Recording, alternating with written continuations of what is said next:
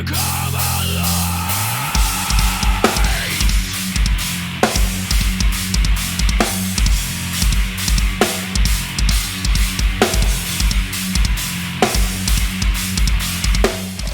up everyone, Brandon here, and today I'm doing something that's completely out of my comfort zone. I'm going to be diving into the crazy and chaotic world of Meshuggah and learning some of Thomas Hawk's intricate drum parts.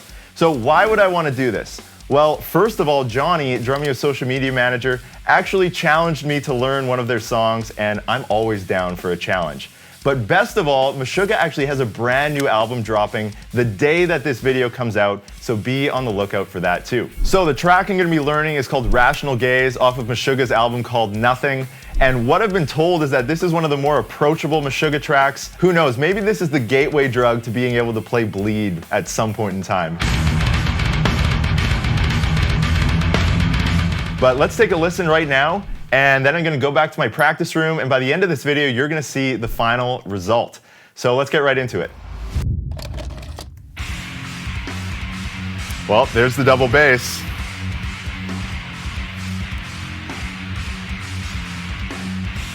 This is going to be brutal.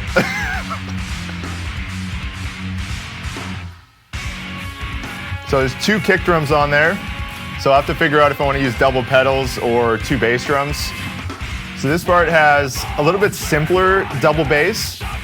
So this part I'm not too worried about. So the kicks get a little bit more intricate here. At least I think. And it sounds like he's on a stack now. Now back to the hats.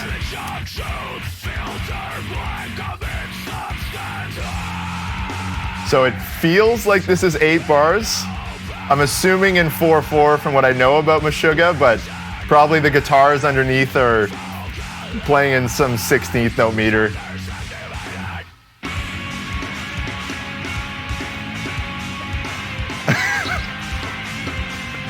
I don't even know.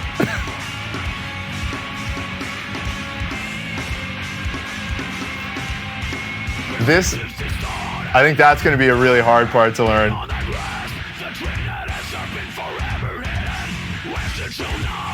I don't even know about that. So groove changes a bit here. Backbeat isn't on beat 3 anymore. It's kind of dancing all over the place. But still like quarter note on the china or the stack.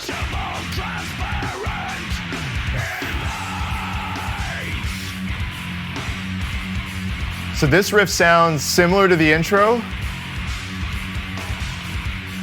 And I don't know if the kicks are the same. It sounds like there are some similarities, but I'm not sure.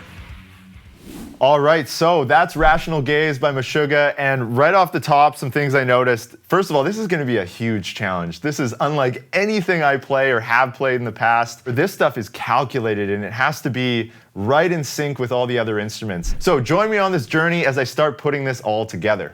All right, so it's day 1 of learning Rational Gaze by Meshuggah. I've got all my charts printed out here just so I can start to pick out some of the patterns and see where things line up and repeat. Today I'm just going to start on day 1 with the verse. It's got this open hi-hat thing happening with this repeating double bass pattern underneath. And my double bass drops right now are pretty much non-existent. So I think this is going to be a good place to start, and I'm just going to loop this over and over again to kind of get the stuff happening again with double kicks. And yeah, let's see how it goes.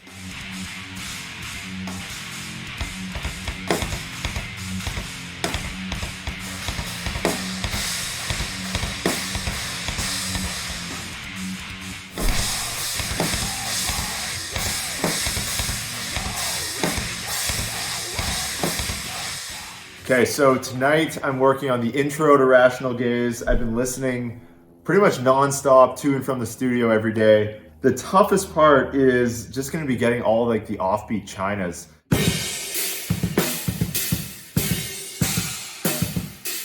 Thomas will play like the crash with his left hand and then move over to the other China and stuff. And it's like totally random from what I see. So yeah, I'm just gonna try to loop that slowly, not even with the song right now.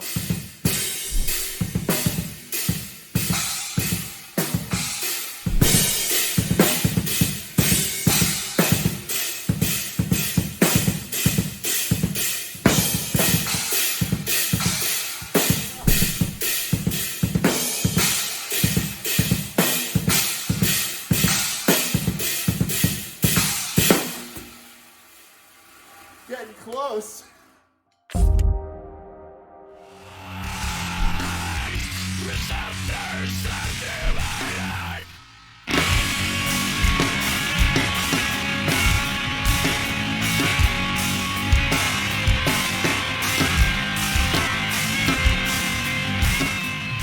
Right now I'm at probably the hardest section I've come across in the song, and that's the interlude right before the bridge.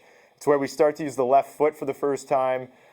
There's this conversation between the kick and snare always being displaced, and it's over 8 bars, and no 2 bars are the same.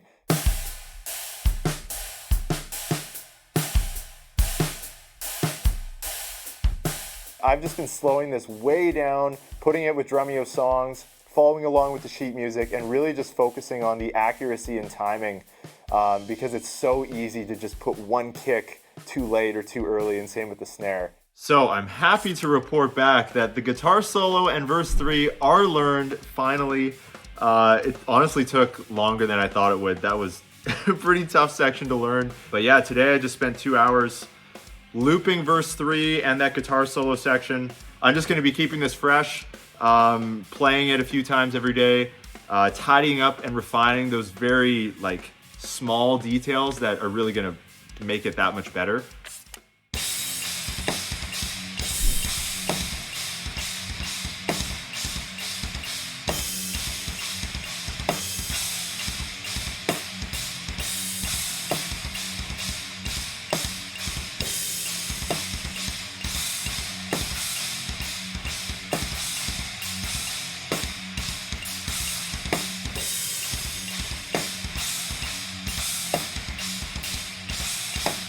So as you can see, it's coming along. I can get through the whole tune.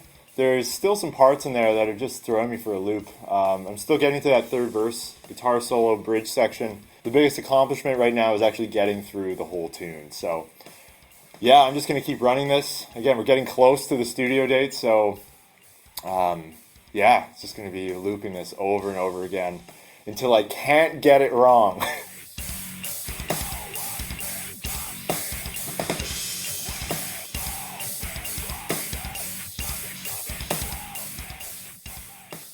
And it's hard to believe that it's been a few weeks already of putting all the pieces together, learning all the sections. But overall, I feel confident going into it. I think we're going to be able to get through it from top to bottom. And I guess I'll see you on the other side. So here we go.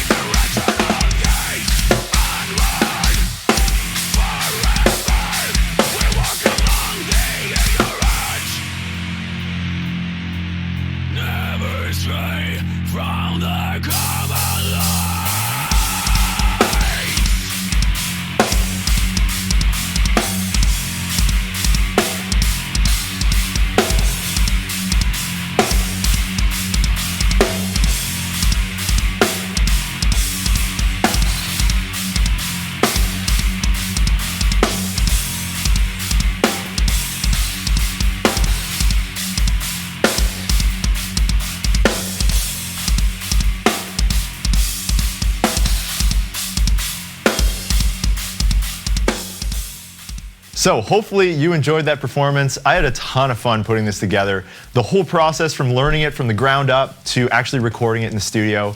It was such a fun opportunity to be able to put this together. So shout out to Johnny, our social media manager, for presenting the idea. And we actually filmed a bunch of takes throughout the day just to get all those cool shots and angles.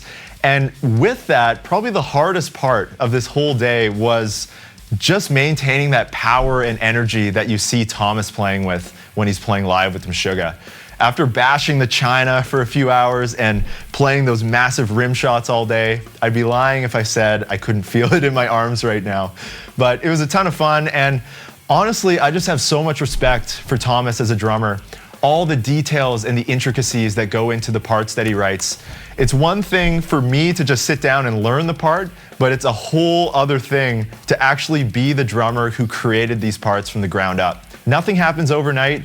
As you saw in this whole process, it took me a number of weeks to learn this. And I just want to challenge you, if there's a song or there's a groove or a fill that you've always wanted to learn, you have the power to do it. You have the power to learn that part, and it comes from those small incremental steps that are going to help you reach that bigger goal. So I want to leave you all with that. Thank you so much for watching this video. I really appreciate all of you who are following along with what we're up to here on the Drumeo channel. And for all of you who are following along with my personal drumming journey as well, I really do appreciate it. So thank you all so much, and I'll see you all in the next video. Cheers.